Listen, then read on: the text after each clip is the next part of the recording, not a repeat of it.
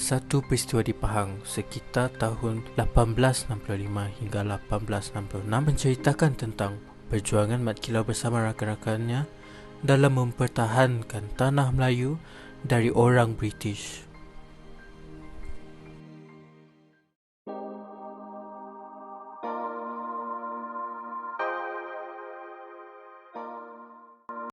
Hai, saya Najin Azwani ingin menceritakan tentang iktibar yang kita boleh contohi daripada peristiwa Mat Kilau ni. Seperti yang korang tahu, filem Mat Kilau ni telah ditayang di Malaysia selama 1 bulan dan telah meraih kutipan sebanyak RM8 juta hanya dari tawangan pawagam. Stop it. Get some help.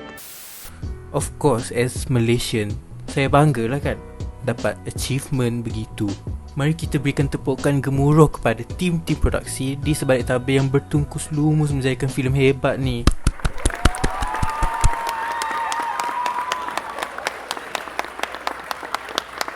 Kita di sini bukan nak bercakap tentang itu bukan tetapi manfaat, nilai-nilai yang kita dapat dijadikan sebagai contoh dalam hidup kita. Tapi sebelum tu, siapa Mat Kilau ni sampai dia nak buat filem pasal dia? Saya bagi sikit info pasal dia.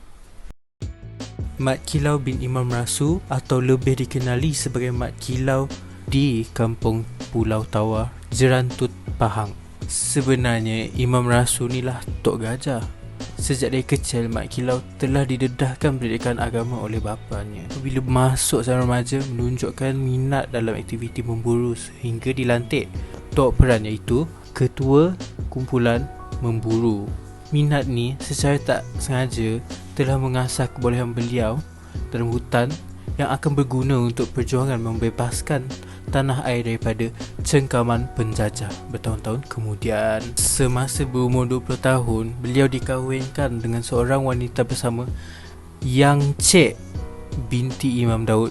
Dia ni bukan sahaja bapa mentua Mat Kilau tetapi guru agama beliau dan rakan seperjuangannya. Semasa tempoh inilah beliau turut mengajar ilmu persilatan dan kebatinan, termasuk permainan senjata tajam seperti parang dan keris. So, selesai biodata ringkas beliau, tanpa membuang masa kita pergi ke topik utama video. We are going to pretend we didn't hear that. So, selesai biodata ringkas beliau, tanpa membuang masa kita pergi ke topik utama video, iaitu iktibar peristiwa ini. Iktibar yang pertama yang diperoleh dari Mat Kilau ni ialah kepimpinan berkualiti dan tidak bertindak dengan terburu-buru dalam melawan pihak musuh. Beliau telah dilantik sebagai ketua di antara pahlawan-pahlawan anak didik Tok Gajah dan telah menunjukkan bahawa dirinya layak mendapat gelaran sebagai ketua. Cuba korang imagine, kalau bukan Mat Kilau, siapa lagi yang akan mengetahui pahlawan-pahlawan yang lain? Diorang mungkin tak setara Mat Kilau. Beliau telah menunjukkan bahawa mempunyai ramai pahlawan tidak begitu efektif jika tidak mempunyai kualiti dalam bertindak, mengikut strategi dan sabar.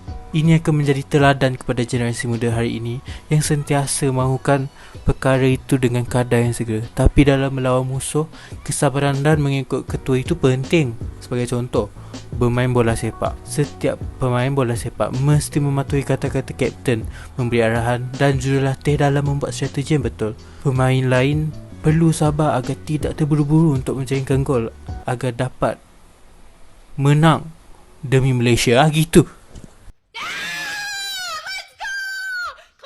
Iktibar yang seterusnya, kecintaan terhadap negara yang penuh dengan jati diri. Mat Kilau dengan pengikutnya telah mati-matian bertarung dengan askar-askar British sampai tergadai nyawa diorang. Mati mereka tidak sia-sia kerana Mat Kilau dan pahlawan-pahlawan yang masih berdiri tegah telah memenangi pertempuran ini dengan bantuan orang-orang kampung yang datang dengan tiada kelibat. Cuba kita gambarkan perang itu. Mesti rasa macam bangga sebab waktu tu satu kampung tu berlari membawa senjata tolong Mat Kilau menewaskan askar-askar British tu. Mesti gempak kan? Naik bulu rumah bila terfikir. Harap masih ada yang rasa macam ni I know a lot of things but I don't know about that. I'm not sure why.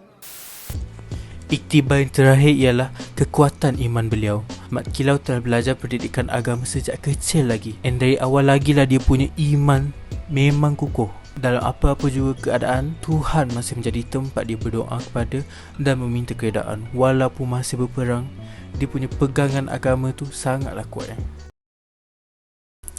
Itu sajalah tangkapan saya kot. Kalau dia tertinggal tu maafkan saya. Satu perkara yang saya pelajari ialah hargailah jasa pengobatan para pejuang tanah air yang kita sanggup mempertaruhkan nyawa mereka kerana tidak sanggup melihat tanah air mereka dijajah kuasa asing hanya untuk mengeksploitasi hasil bumi kita. Mereka dianggap pendahaka oleh penjajah, tetapi di mata kita mereka seolah-olah wira untuk kita. Bak kata pepatah, harimau mati meninggalkan belangnya, manusia mati meninggalkan namanya.